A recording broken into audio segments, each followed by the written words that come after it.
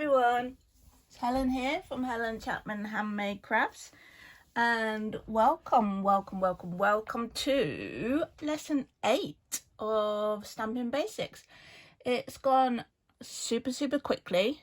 I hope you've learned a lot. I hope I've given you some new ideas and some inspiration, maybe a few techniques that you'd either never seen before or had forgotten about, and it's been a bit of a recap. I hope that I've given you a bit more confidence that you can achieve great results with your stamping. If you haven't seen the previous lessons, they're all available on my channel.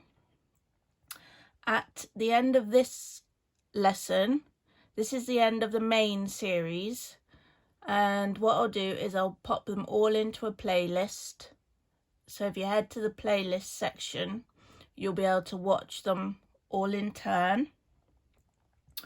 There is also a playlist for last week's videos, which you may have realised went slightly wrong.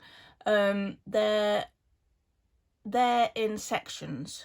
I was having super trouble with my internet connection, with YouTube, and generally that I spent about 4 days trying to upload the video in one with no success whatsoever. So unfortunately it is there in 4 parts. I've tried to label them to make it clear on which order you should watch them in, but as I mentioned, there is a playlist, and that is the easiest way to make sure that you watch them all in the right order. Okay, on to today. We are going to look at colouring. So how you can add colour to your projects in terms of using alcohol markers, Stampin' blends, watercolour pencils, watercolouring using your ink. Obviously we've covered a few of these bits along the way, so some of it will be a recap, some of it will be stuff that we haven't yet covered. I've got a variety of different types of paper to show you the ones that are best for certain applications, and again there'll be a bit of a recap as to which inks to use for which applications and that sort of thing. What we'll start with is the Stampin' blends, and I think for me the key really is, if you're not experienced with alcohol markers or colouring in general, start with nice open images that are simple to colour. Start with images that you like, you know, because that is going to encourage you to practice. Do practice. Have a look at the way I do it. See if that works for you. If it doesn't, you know, experiment. Find out what does work for you. As I've mentioned all the way through, if you struggle with working out where the shading should go,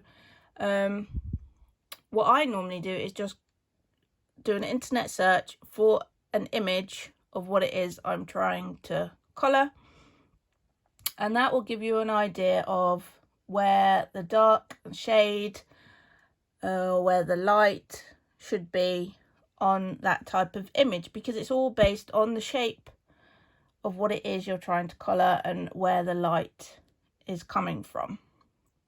Okay, let's dive in with blends then. As we've mentioned before, you want to use Memento with your blends. You can use the standard ink pads. The key is that you don't want to use like with like. Standard ink pads are water based, so you can use them with alcohol markers, whereas if you tried to use them when you're watercolouring, you're going to get them bleeding. Okay, that's the important thing to remember. The Under My Umbrella set is really absolutely perfect for beginners of colouring. Beautiful open images, really simple lines, simple shapes, and that is really going to help you to build your confidence. We will stamp the open umbrella, a few taps with the memento, a few seconds of pressure. And what I'll do is I'll also bring in the thick Whisper White here and do the same.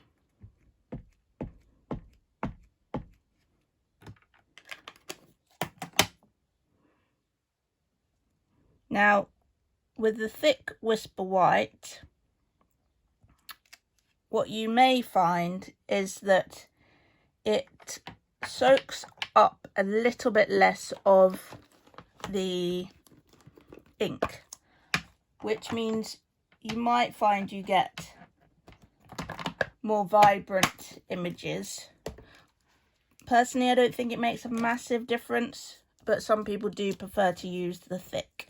So I'm going to just show you them both here just so that you can see for yourself. Now, I'm not going to colour in the whole image. I'm just going to give you a few hints and tips as to the way in which I would colour it in. Now, I normally start with the dark. I know some people start with the light. That's something you might want to experiment with, but try starting with the dark. If that works for you, stick with it. If you don't find it works for you, then maybe experiment doing it the other way around. And I would go around the edge of this panel of the umbrella with the bullet tip of the dark blend. I tend to use Melon Mambo for these demonstrations because it's so bright and makes it easier for you to see. I then take the light pen, so light Melon Mambo. You will see that the brush nib has the thicker line and the bullet nib has the thinner line here as well, which is a good quick visual aid. Then I'm going to circle over the bit that I've already coloured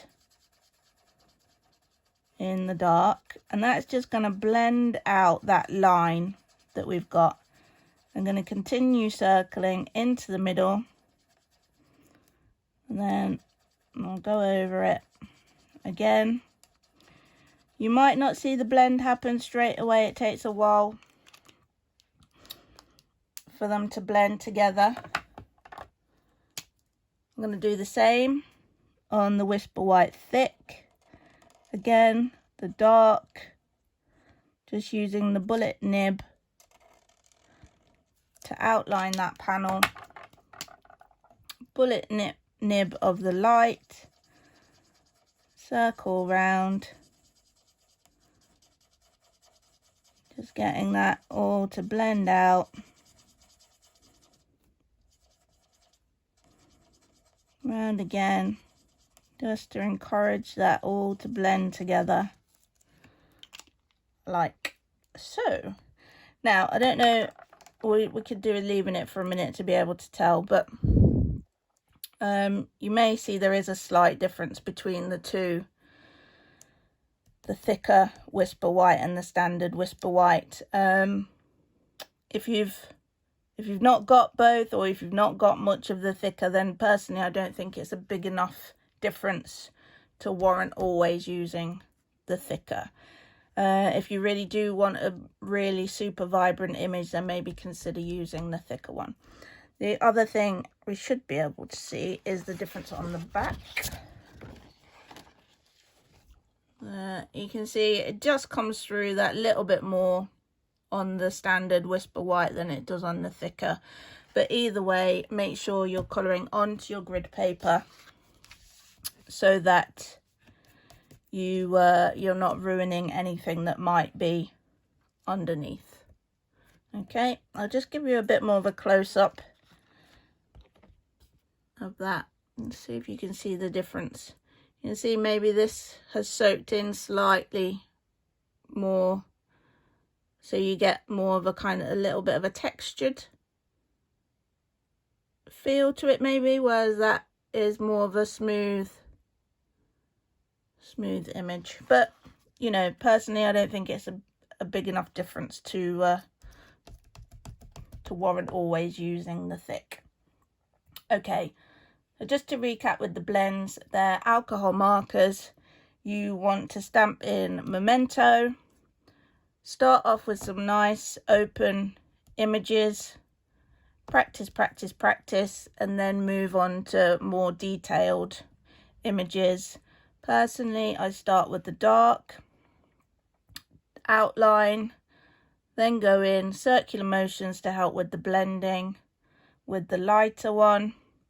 And think about where your light and shadow would be. So for example, if you were colouring flowers, if you've got a petal that's sort of behind another one, I would put an outline there because you're going to get shadow from the petal in front.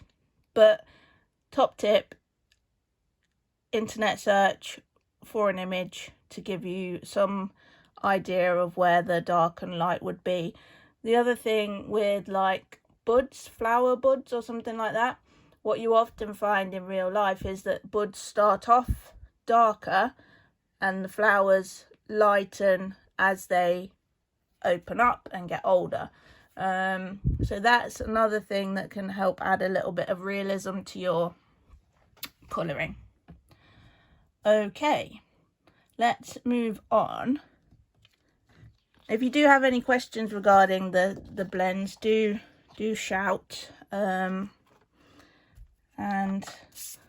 you can always send me an email. It's helen@papercraftlife.com.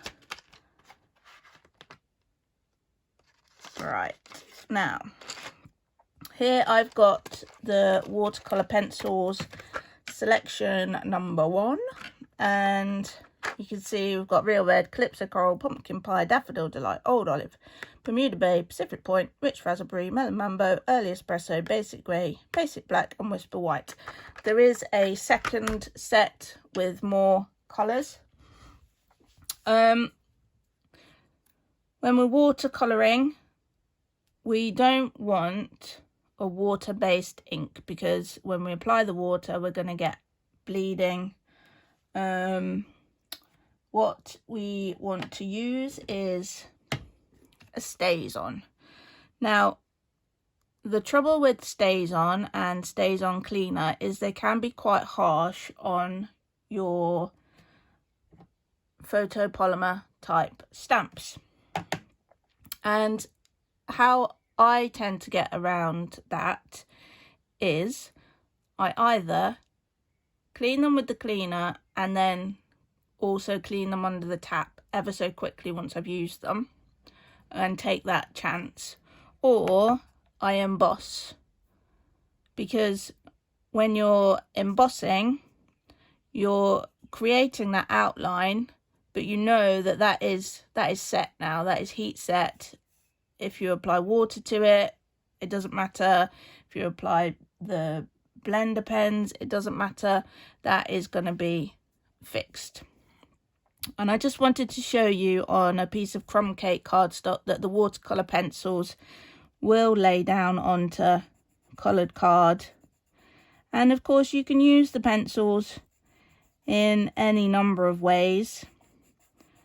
You can just colour in like you would do with standard colouring pencils.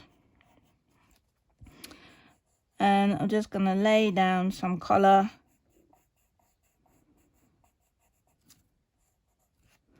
And you can see that if you coloured the whole thing in, then you would get a particular effect. If you're not happy to have the lines, I mean, you can keep going over, you can keep laying down more and more colour, and you'll start to fill in some of those lines. But if you're really not happy with them, you can use the blender pens, and you'll find that just evens out some of those lines like so. I'll just shut that because the dog has decided he wants something. He's got brilliant timing, that dog.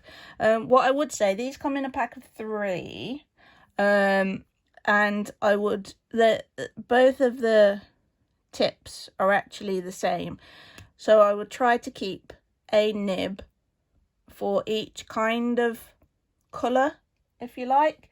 So you're going to end up with 6 nibs from a pack of 3 pens. So I would keep one for your kind of reds, pinks, purples, have another one for your oranges and yellows, another one for your blues, etc. Because they do tend to stain a little. The other way, of course, that we can use them is with water. This, I've actually clear embossed this onto a piece of the Fluid 100. Again, we can lay down some colour, and as I mentioned in last week's lesson, embossing is a good way of providing you with that barrier, if you like. And you could do something like that, and then maybe take that might be a little bit on the large side, the small water painter. I've only just filled this, so let me just give that a bit of a prime through. I'm just squeezing it just to get the water to come through to the tip. If you have got these and they're frustrating you when you're trying to put water in, the screw goes the wrong way. I'm not quite sure why. I'm assuming it's so that you don't accidentally open it and spill the water everywhere. But when you come to fill them up, it is super frustrating if you don't realise that that's what's going on. Okay, so here, and again in a similar way that we did with the blends, we've got the main colour on the outside and we're dragging that colour into the middle, which means that the centre is going to be the lightest section.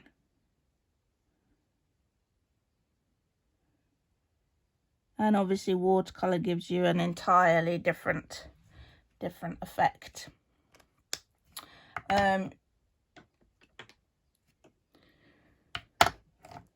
You can obviously do watercolour washes. You can use standard inks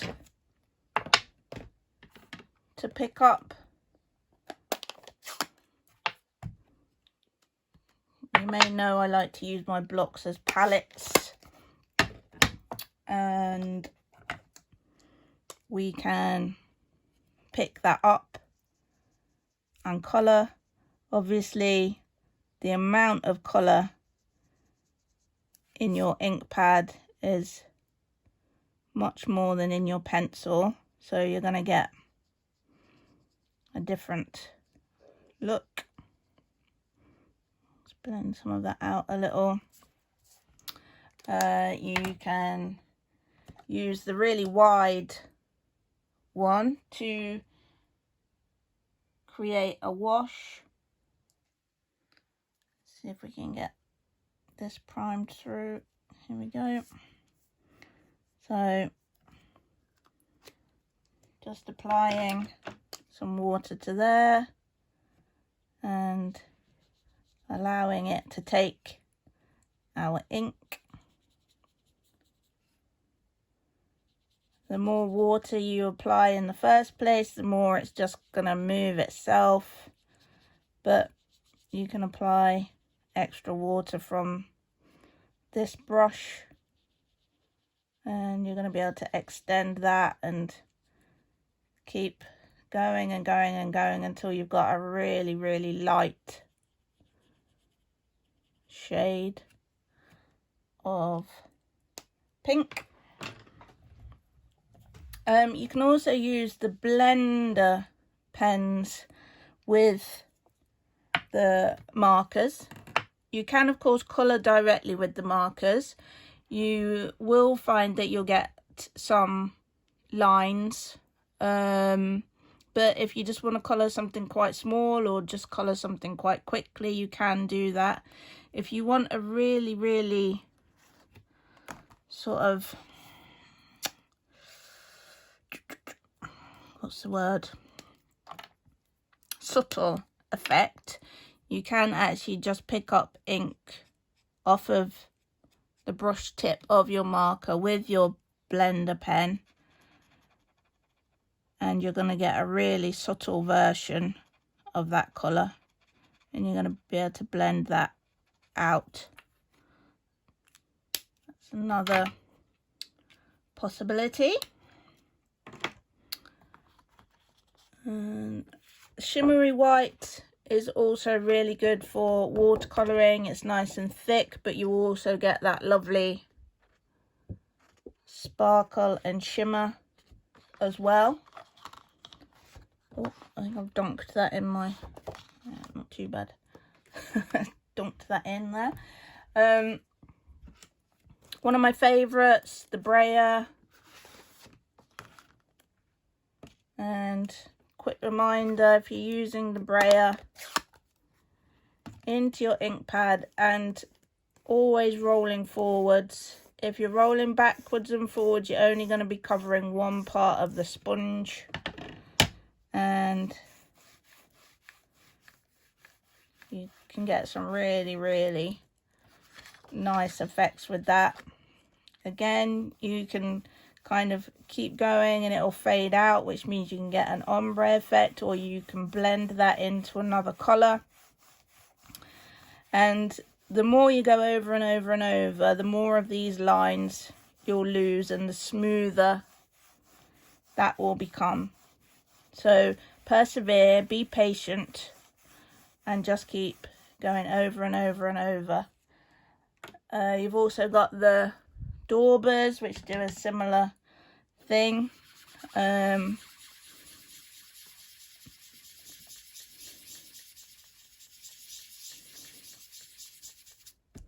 Again, keep going and going and going, and you'll smooth out some of those lines. So be patient again.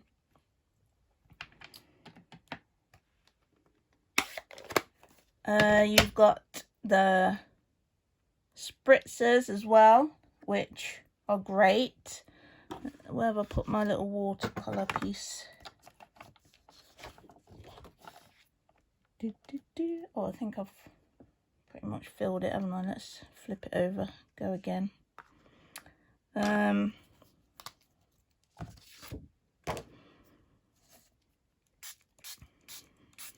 Can spritz this piece, and we can then either spritz or not this block, and we can just get some really nice effects with that. So you can see you're going to get some lovely backgrounds. You can create some movement. Look at that. I love that. I love that sort of background. I think that looks gorgeous.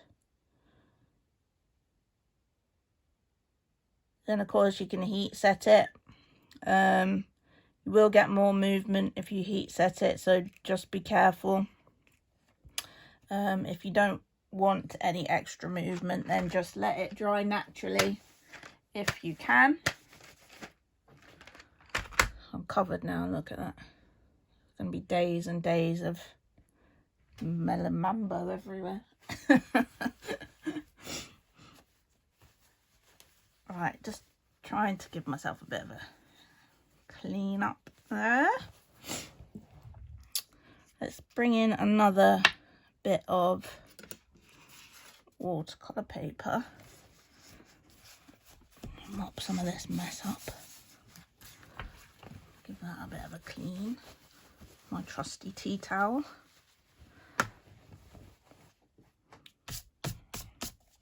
Right, and then of course once you're a bit more confident with your colouring, you might want to progress on to a slightly more complicated image, such as the birds from Free as a Bird.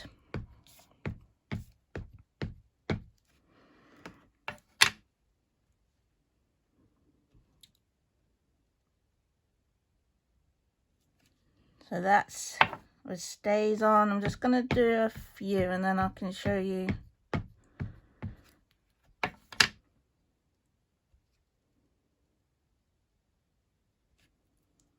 Let's just do those two for now. The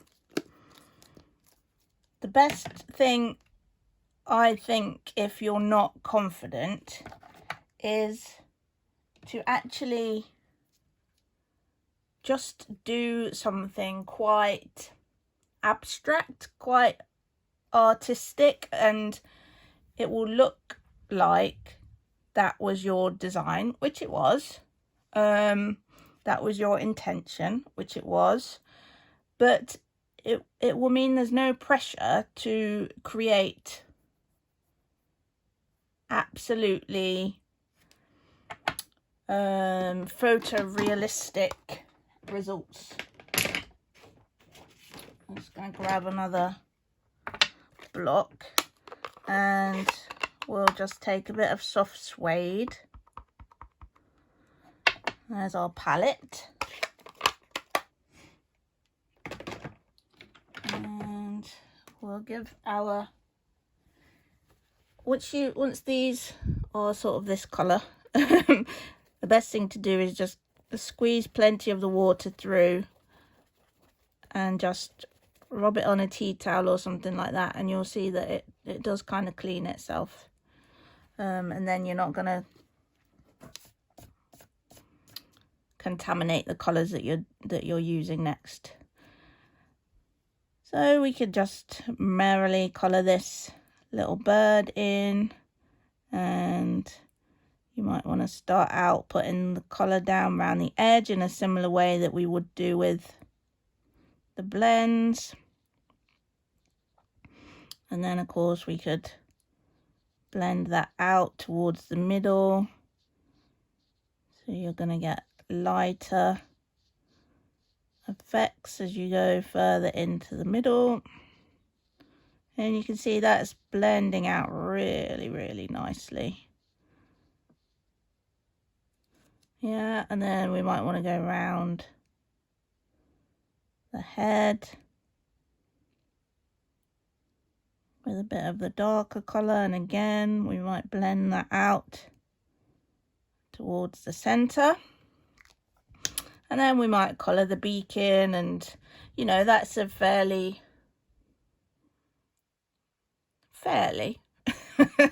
realistic bird, isn't it? I hope you think it is. But if you're not confident in doing that, then just create something. Just lay a load of water down, grab your brush,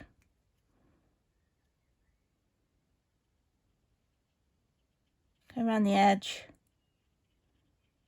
and give him a real abstract feel. I'm literally just dotting bits of this ink around, going in there.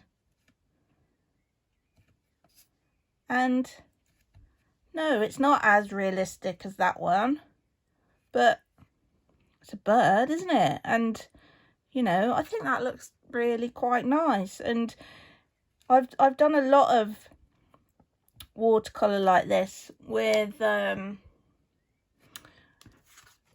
like white embossing or clear embossing, and just do a wash across it and blend in some other colors and just to make it look artistic and abstract, and you know, it's still gonna have a lovely effect. Don't worry about it being too realistic. You know, if you're not at that stage, then that's absolutely fine, isn't it? And if you want to create an effect that's more like this, then just keep practicing. You know, that all I did there was in a similar way that we coloured in with the blends. I applied some quite concentrated ink around the edge, and then without putting any more ink in, I just blended that out using the water so that you get the lighter colour into the centre of the bird. It's really not difficult, but it might take you a while to build up the confidence.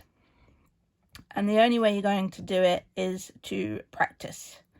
And, you know, if you waste a piece of watercolour cardstock like that, it's not the end of the world, particularly, and this is key, if you enjoy it. You know, it's supposed to be enjoyable. Colouring is a big thing. It's a very mindful activity, and I think it's super relaxing. If you also think it's super relaxing, then just enjoy it. And I know a lot of people will simply take an entire sheet of white cardstock and stamp image after image after image after image across the entire sheet. And then if at some point you've got 10 minutes to spare, practice. Colour in a few. You know, with the blends, you might even try blending between colours rather than just within colours. So you might, I don't know, you might take the light melon mambo and the dark flirty flamingo and think, oh, I wonder what happens if we do that. I don't know, let's try. Same approach. I'm going to go around the edge with what I assume to be the slightly darker colour. Now we might discover that dark flirty flamingo is actually darker than light melon mambo, but there's only one way to find out.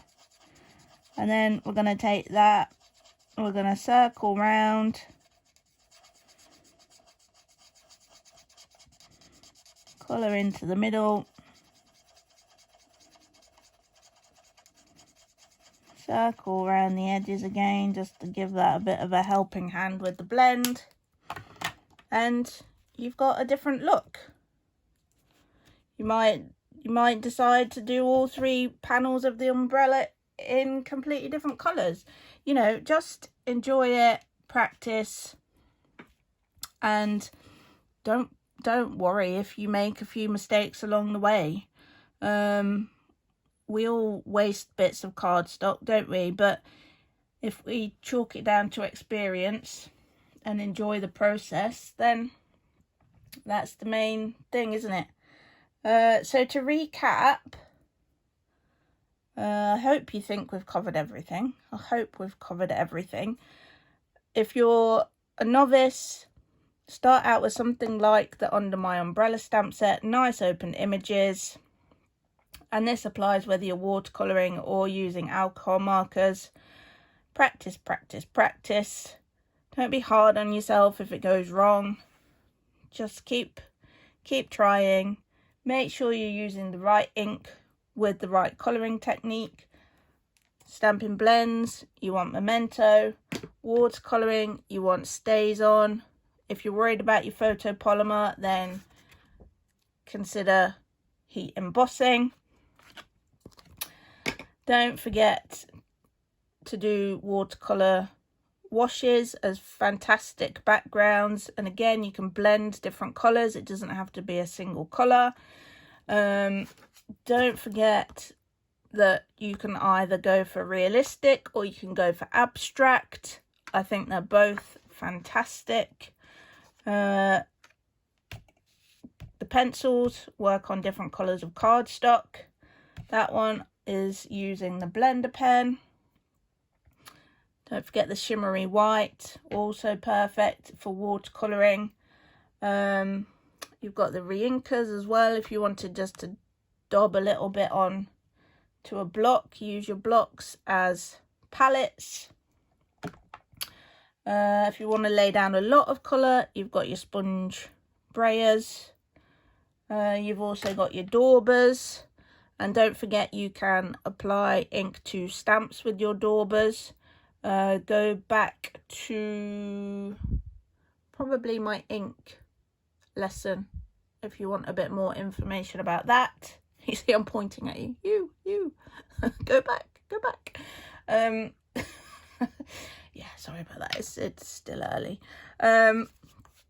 Yeah, the watercolor pencils, there's 2 different packs, so have a look which colors you prefer, and add them to your stash. And I think, but to be honest, you know, if you prefer just using the ink and the water painters, do it like that. So, you know, it's entirely up to you. You find what works best for you, go for it, enjoy it. That is the whole point. Right, I hope I've convinced you it's not as daunting as maybe you thought it was. If there's any more to do with colouring that you want information on, I realise this has been a bit whistle stop, then do give me a shout. What I'm going to do with this series now is, now that I hope you've all got the basics, is I'm going to carry on from this with what I'm calling the Step It Up series. It might not start next Monday, it might start the Monday after that, but we're going to put into practice everything that we've learned. And in each episode, what I'll do is I'll start with a very, very basic card that anyone can achieve, and then we'll look at different ways of stepping it up, putting some of the more advanced techniques that we've looked at into practice, maybe a bit of embossing, maybe a bit of colouring, maybe using embellishments, using your designer series paper, maybe all of that all together in one card, who knows. But it will just show you how you can take your simple stamping, maybe just stamps, ink, cardstock, and step it up to create some fabulous projects. I hope you've enjoyed this series. It will sort of be a continuation with the Step It Up series. We're gonna basically just add on to what we've learnt so far. If you've enjoyed the video, please give it a thumbs up. If you haven't already, please subscribe to my channel. There'll be a blog post to go along with this video as well that'll just give a bit of a summary of what we've spoken about, and some links if you want to purchase any of this that you don't already have in your stash. I'll pop the link to that in the description below this video. I hope this series has been helpful for you. I hope you can join me in the next series, the Step It Up series, and we can continue to take your crafting even further. Thanks for joining me. I'm so pleased that you have, and I hope to see you next time. Bye for now.